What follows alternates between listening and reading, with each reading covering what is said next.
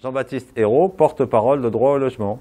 Monsieur Jean-Baptiste, vous avez lancé la semaine dernière une manifestation relative aux personnes n'ayant pas été hébergées, logées. Pourquoi cette initiative? Le 31 mars, à la veille de la fin de la trêve hivernale des expulsions, mais également à la fin également du plan d'hébergement d'urgence hivernal, on a décidé d'installer un campement place de la République, d'une part avec des personnes qui étaient menacées d'expulsion à partir du 1er avril ou qui étaient menacées d'être mis à la porte de leur logement. Et effectivement, d'ailleurs, dès le 1er avril, il y a eu une expulsion à Boulogne-Billancourt où il y a environ une cinquantaine de personnes qui ont été expulsées d'un immeuble squatté par des migrants et qui n'avaient pas d'autre solution pour se loger. Donc progressivement au fil des jours, les pouvoirs publics qui n'ont pas réagi tout de suite, ils ont mis beaucoup de temps à réagir. Nous on leur avait expliqué qu'il fallait absolument héberger toutes ces personnes qui étaient dehors, ceux qu'ils ont expulsés, mais également appliquer la loi DALO, le droit au logement opposable, qui est une loi qu'on a gagnée en 2007 et qui prévoit que l'État doit reloger les personnes qui sont reconnues prioritaires en vertu du droit au logement opposable, loi DALO. Donc 250 familles à peu près ont participé à ce mouvement depuis le 31 mars et une cinquantaine un peu plus, même pas loin de 70 personnes à la rue.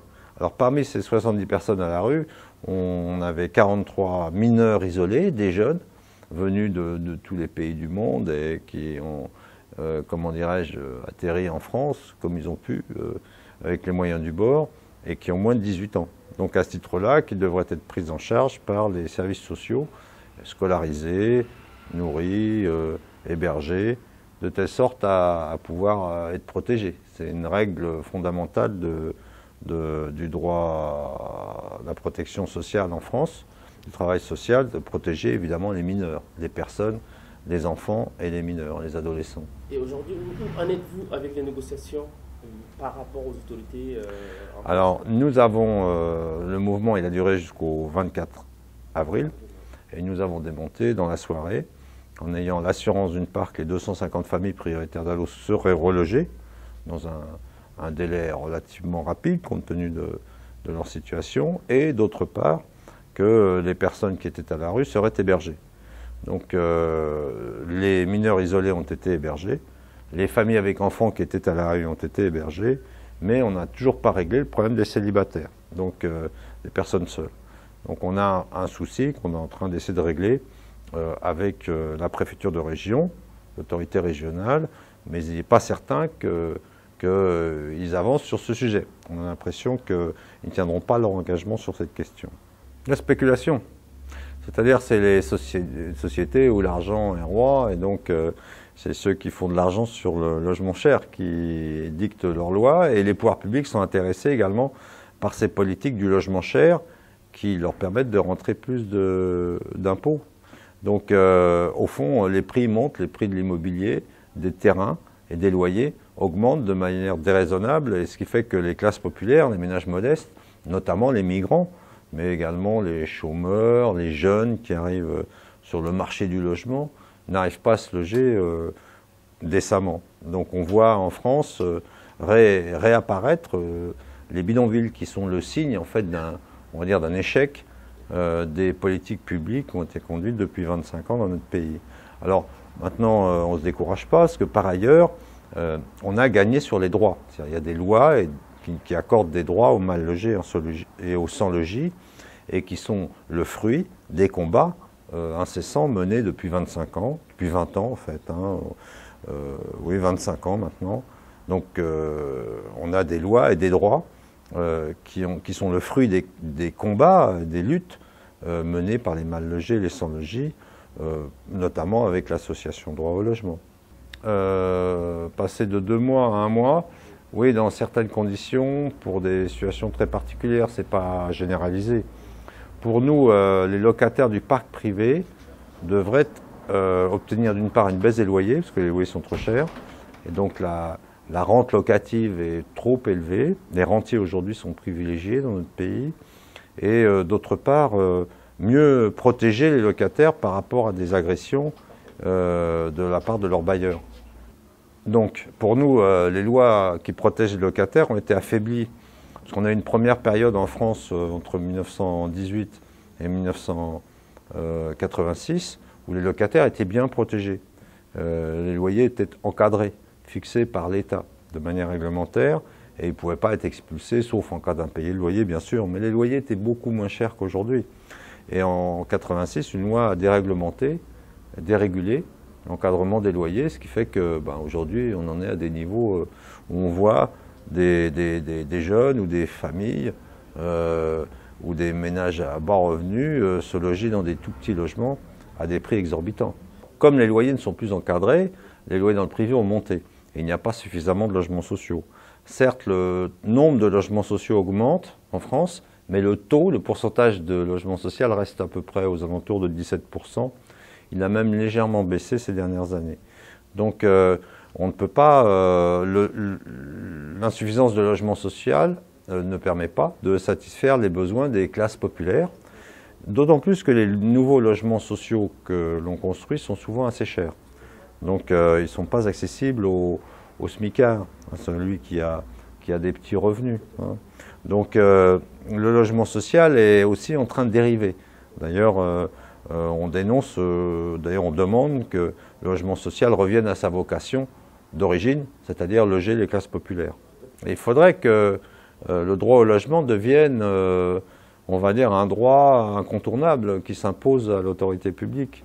Donc aujourd'hui, on a une procédure qui permet ça et qui permet de recueillir les situations des gens les plus en difficulté et d'obliger, en principe, c'est une loi qui oblige l'État à les accueillir, à les loger en logement social.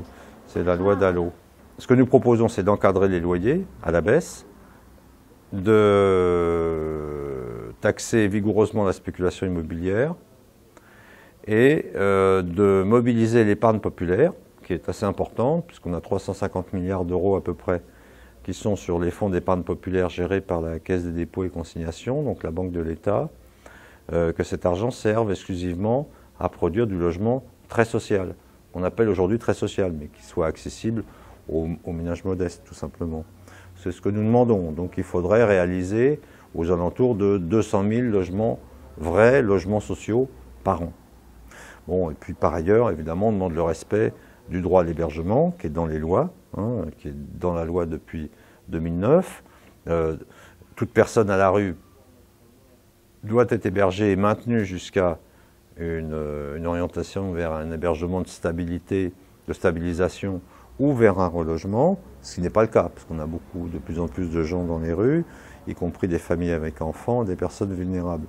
Et puis, appliquer également la loi Dallot, droit au logement opposable, qui est, je dirais, un petit peu l'essentiel de notre combat actuellement, puisqu'il nous permet d'obtenir des solutions de relogement.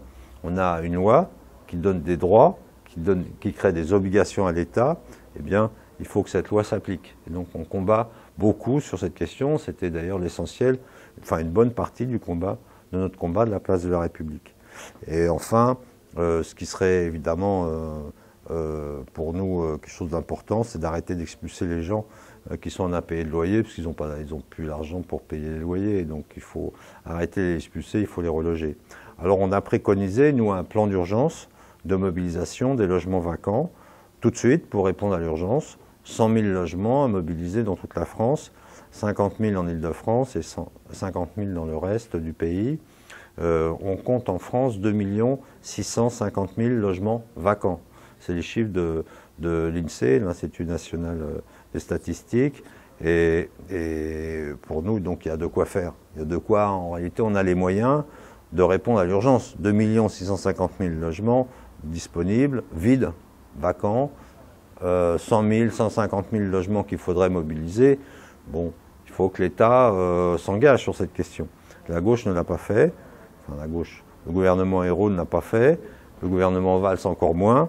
Donc effectivement, on a des inquiétudes. On a des inquiétudes pour l'avenir. On ne sait pas où est-ce qu'ils vont loger les classes populaires, d'autant plus qu'on ne sent pas aujourd'hui une volonté d'agir sur le marché du logement. Mais l'essentiel, d'abord, la majorité des gens en difficulté de logement ne sont pas des migrants, ni des demandeurs d'asile, ni des sans-papiers. La majorité des gens en difficulté de logement sont français ou en titre de séjour. Donc, si vous voulez, pour nous, déjà, majoritairement, il faut régler le problème de l'ensemble de la population qui est éligible à un logement social en produisant massivement du logement social.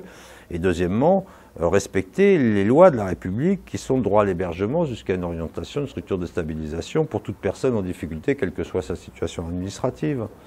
Donc voilà. Alors après, peut-être certains vont dire oui, ça fait un appel d'air, etc. Mais en réalité, si j'ai bien compris la situation, le problème, nous, ce qu'on observe, c'est qu'en réalité, les migrants, il y a 20 ans, ils arrivaient à se loger dans les centres-villes, dans les quartiers qui accueillent l'immigration depuis 500 ans. Bon, toutes les vagues migratoires sont arrivées par les centres-villes. Bon, alors après, le 19e siècle, ça a été autour des gares, et puis voilà, tout le 20e siècle aussi. Bon, mais ces quartiers ont été rénovés, réhabilités, et les classes populaires ont été les migrants, bon, qui pouvaient être des Bretons à une époque, je dirais des Bretons, des Allemands, des Italiens, des Espagnols, des Portugais, des Maghrébins, des Africains, des Asiatiques, bref. Voilà, c'est comme ça, la France a toujours été une terre d'accueil des migrants, et migrants de l'intérieur et migrants de l'extérieur. Donc pour nous, si vous voulez, ce qui se passe, c'est que malheureusement, ces quartiers-là qui accueillaient les migrants ont disparu.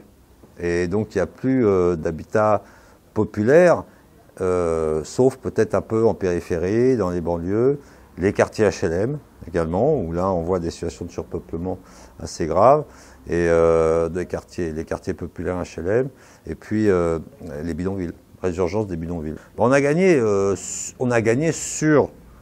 pour ceux qui ont lutté, donc c'est déjà pas mal, c'est notre objectif. Mais on n'a pas gagné sur le fond.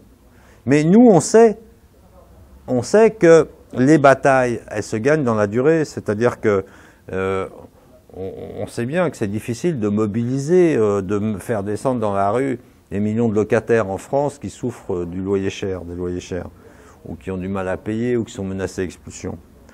Bon, on n'arrive pas à les faire descendre dans la rue.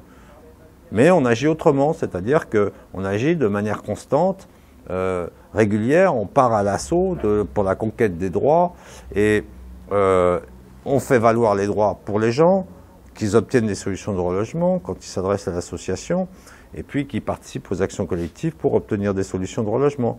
On a un mouvement populaire, un mouvement de base et qui tire sa force de la mobilisation de ceux qui sont concernés.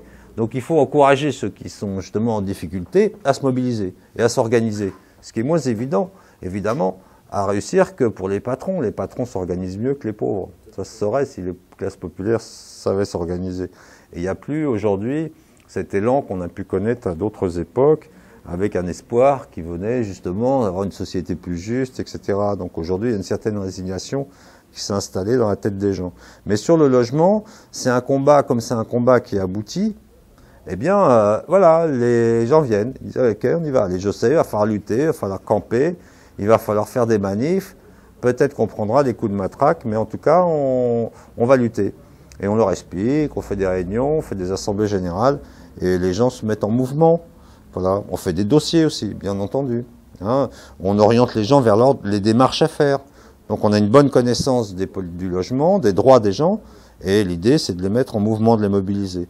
Et c'est ça qui manque finalement au fond dans nos sociétés riches, c'est qu'on ne sait plus, même dans le Sud, on ne sait plus organiser, donner un peu d'espoir aux classes populaires pour qu'elles sortent de leur merde, des difficultés dans lesquelles elles sont. Et souvent d'ailleurs, bon, et je crois que le monde entier est touché par ça, et les élites politiques sont malheureusement le plus souvent soumises aux élites financières et aux plus riches. Les objectifs de droit au logement sont de faire appliquer là où il y a un comité DAL, de faire respecter le droit au logement. Donc le DAL s'est créé début 90 et s'est étendu donc courant des années 90 à beaucoup de grandes villes en France, dans l'idée de faire appliquer le droit au logement à la fois pour ceux qui sont adhérents du syndicat, le droit au logement étant plutôt un syndicat, hein, donc les mal logés eux-mêmes et les sans logis, et d'une part, et de faire progresser les politiques du logement d'autre part. Donc c'est les deux objectifs du DAL, de faire que chacun puisse être logé dignement. D'abord ceux qui luttent et qui vont s'engager dans l'action collective, qui ont le courage de se mettre dans l'action collective et qui ont compris le sens de l'action collective, et puis les faire avancer les droits également pour ceux qui n'ont plus la force ou qui n'ont pas le courage ou qui n'ont pas compris la nécessité de se mobiliser. Oui, ils sont d'accord. Dans l'ensemble, les gens sont d'accord. Soutenir, c'est plus... S'ils soutenaient, ils seraient dans la rue. Donc, ils ne vont pas jusqu'à descendre dans la rue. Mais il y a un accord. Alors, certains disent, à l'extrême droite, disent « Oh, ouais, vous soutenez les immigrés, etc. Vous encouragez l'immigration. » Bon, nous, on dit « Non, on ne soutient pas particulièrement les immigrés. Nous, le droit au logement pour tous, hein, qu'on soit blanc, qu'on soit noir, et qu'on soit de nationalité française ou pas, le droit au logement, il doit s'appliquer. Mais on est bien conscient que c'est une grande majorité de Français qui sont... c'est les Français en majorité qui comptent les rangs des mal logés. Donc on agit aussi pour eux, très clairement. Alors c'est vrai que les migrants peut-être vont se mobiliser plus facilement, parce qu'ils sont dans un parcours ascendant. Je dis souvent, en gros, on arrive, les papiers, après les papiers, le logement, et voilà. Donc c'est ça l'idée. Tandis que quelqu'un qui est en France depuis longtemps, qu'il soit français ou pas d'ailleurs, hein, mais il va perdre son logement et ça va être pour lui une situation de déchéance plutôt. Donc il est plutôt dans un parcours descendant. Donc il aura plus de mal à remonter. Hein, voilà. Donc il y a cet effet-là qui joue. Donc finalement, les luttes du DAL qui ont mobilisé beaucoup de faire valoir de faire avancer les droits pour tous. Hein. Et quel est votre dernier message en direction de ceux qui vous écoutent, de ceux qui suivent vos actions? Écoutez, continuez à nous soutenir.